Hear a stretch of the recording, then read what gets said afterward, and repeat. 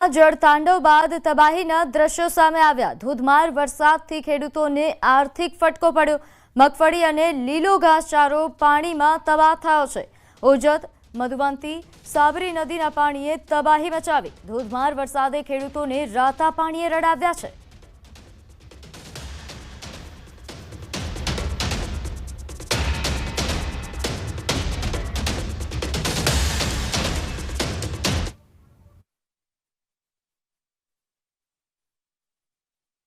હવામાન વિભાગની આગાહી પ્રમાણે રાજ્યભરમાં સારો એવો વરસાદ જે છે તે પડી રહ્યો છે, પરંતુ ક્યાંક ને ક્યાંક આ વરસાદને પગલે હવે ખેડૂતોને રોવાનો વારો આવે છે। દ્રશ્યો બતાવવા માંગીશ, જે રીતે જૂનાગઢમાં એનડીઆરએફની ટીમો મૂકવાની વખત આવે છે। અનેક એવા ગામ જે છે સંપર્ક વિહોણા થયા હતા, ત્યારે અત્યારે હાલ જૂનાગઢના જોનપુર ગામમાં છીએ કે જ્યાં અનેક ખેતરો જે છે જે પાણીમાં તરબોળ થયેલા જોવા મળી રહ્યા છે।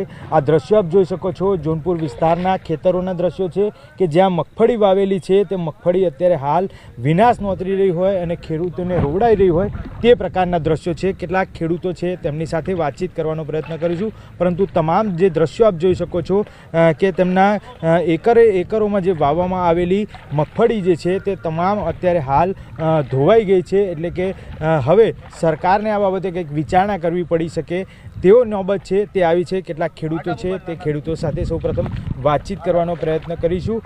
વડીલ, કેટલા સમયથી આપ આ પાક અહીંયા ખેતી કરતા હોવ છો અને જ્યારે આ પ્રકારનો વરસાદ આવે છે ત્યારે કેવો વખત જોવાનો વખત આવે? હું 40 વર્ષથી ખેતી કરું છું। હા, બરોબર ને આ વરસાદમાં દર વર્ષે પાણી આવે જ છે।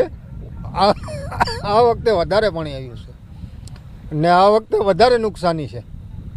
શું લાગે છે આપને આ અત્યારે હાલ જે પ્રકારનો વરસાદ પડ્યો, સરેરાશ 10 થી 12 ઇંચ કહી શકાય જૂનાગઢમાં, ખાસ કરીને જોનપુરમાં વરસાદને પગલે મગફળીની હવે શું સ્થિતિ?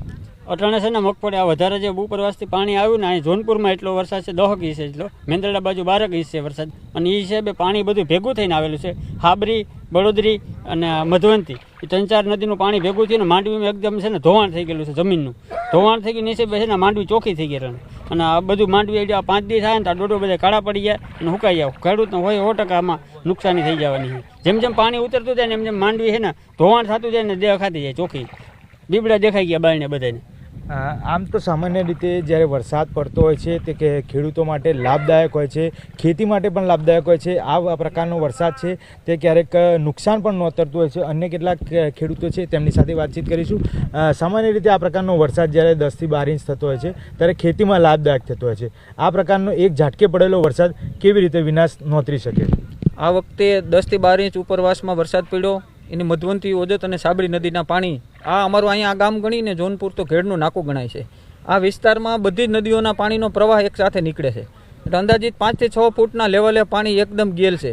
એટલે ખેડૂતોને પારાવાર મોટામાં મોટી નુકસાની આ વર્ષે, દર વર્ષે પાણી તો આવે જ છે, પણ અવળું એકદમ મોટા લેવલે પાણી આવ્યું એની હિસાબે કોઈના બંધ પાડા હાથે, અને એક સ્ટેટનો અમારો જે પાડો છે એ તૂટેલ તો હતો જ, પણ આ વર્ષે 200 થી 300 ફૂટનું ગાબડું પાડી નાખ્યું, તો ગામની બાજુ સુધી પાણી પૂગી ગયેલ છે આ વર્ષે। સરકાર પાસે શું અપેક્ષા, માંગણી? સરકાર પાસે અમારી એક જ અપેક્ષા છે કે વહેલી તકે આ જે કાંઈ પાડા તૂટેલા છે, નીચા બ્રિજ છે એ ઊંચા લેવામાં આવે, અને ખેડૂતોને જે કાંઈ નુકસાની થઈ છે એનો તાત્કાલિક સર્વે કરી અને વહેલા તકે એને જે કાંઈ ચૂકવણું થતું હોય એ ચૂકવણું કરવામાં આવે। બિલકુલ, તો ખેડૂતોની પારાવાર મુશ્કેલી છે તેને સરકાર સાંભળે અને સરકાર સાંભળી અને સત્વરે તેનો નિકાલ લાવે અને તેનો જે સર્વે છે તે સર્વેમાં ક્યાંક ને ક્યાંક તેમને લાભ થાય। અંશતઃ જે બિયારણ જે છે તેની જે છે માંગ પૂરી થાય તે બાબતેની ખેડૂતો રજૂઆત કરી રહ્યા છે।